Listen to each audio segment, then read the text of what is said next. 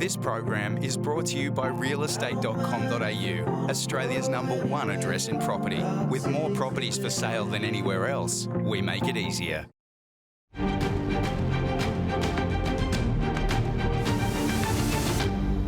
It is great to have your company here on Business Weekend.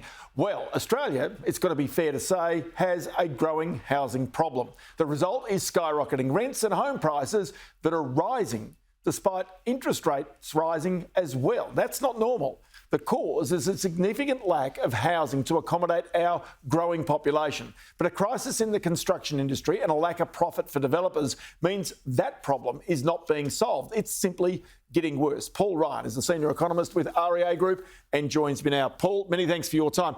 It really is an unusual situation. Interest rates are going up, but house prices are going up. That's not normal, is it? But it's driven by supply and demand. Yeah, absolutely. We wouldn't normally expect interest rate increases to lead to price increases. That's putting a huge amount of pressure on affordability for a lot of households. We've seen first-home buyers in particular really be pushed out of the market over the last year or so. So that being the case, Australia right now is short homes and particularly short to accommodate this future population that's coming through the door. Yeah, and this is a problem that we kind of we've seen for several years now. Really, it was acute since the start of the pandemic. We've seen slower building rates. I mean, if we had built homes throughout the pandemic at the same rate we built homes before the pandemic, we'd have 120,000 more dwellings that would house something like 250,000 more people. Like, that's a real problem. OK, so the Prime Minister I've heard say, well, maybe we've just got to start to use our housing stock better. We know Australians have post-pandemic gone to bigger homes. They've used more home offices. We know that there are plenty of people who have got more than one home. That's one other feature of Australia's property markets. But to simply say we've got to have more people in the houses, that's not easily solved because that's up to the people to do that. It is, so it's up to people to reorganise, but government policy does matter here. How we use the existing dwelling stock, you think about empty nesters in big homes that could accommodate bigger families, things like that. And tax settings have a big impact on whether people downgrade, how people move through housing throughout their life cycle. Stamp duty in particular. Why don't people move more? It's because it's hugely expensive to move homes. And yet you've seen the New South Wales government recently walk away from reforms to stamp duty to go to a land tax because the current Labor government said it didn't believe that was popular and then got voted in, so changed it.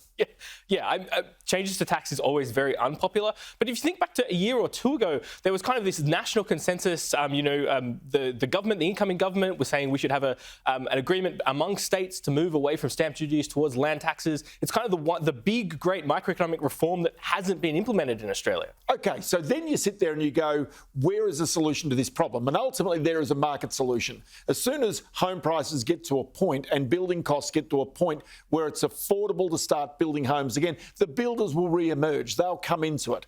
But the fact is, at the moment, there is no profit for those developers and builders, and as a result, they have stopped building, which is making the matter worse, not better. Yeah, absolutely. And it's not just a lack of profit; it's uncertainty. It's our costs going to keep rising? Are we going to be able to get trades? Are regulation going to change so that it's going to be unprofitable in the future to build these buildings? The building that's been missing has been higher density projects, and they take years to plan, years to build. So it requires a certain amount of stability for builders. But what this means is it needs cooperation between governments. That is local government, state government and federal governments to be able to get the key areas of development planned, developed, sort of zoned so that they can be pushed ahead to develop these new houses. But the fact is there is not that coordination and has not been coordinated for decades. No, that's exactly right. It's a big issue trying to get any project up and running. It takes years and years to get through the approval process. I think we need to standardise and coordinate across levels of government and between governments so there's not this big shift between local government areas where each council wants development to happen in the other council. I think we need to have a big coordinated push to say we need more homes. How are we going to build them and how are we going to build them quickly? Because we have to start now. So how are we going to build them quickly? Because the only way you can build it is if there is a profit there for the developer.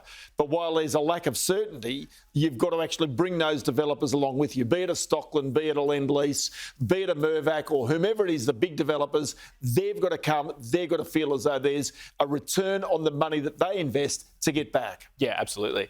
We've talked about bigger incentives for build-to-rent projects. Are they more profitable now with rents rising really quickly? affordability. There's lots of alternative solutions here. Do we think about risk sharing between government and private enterprise, unlocking more government land? I think there's a lot of options that we could consider, but it does take that coordinated approach. Okay, and one last thing, that while the circumstances are as they are with this supply and demand imbalance, it seems as though the property pricing can only go one way, and that's likely to be up despite those rising interest rates. Yeah, I mean, we saw home prices increase again in May.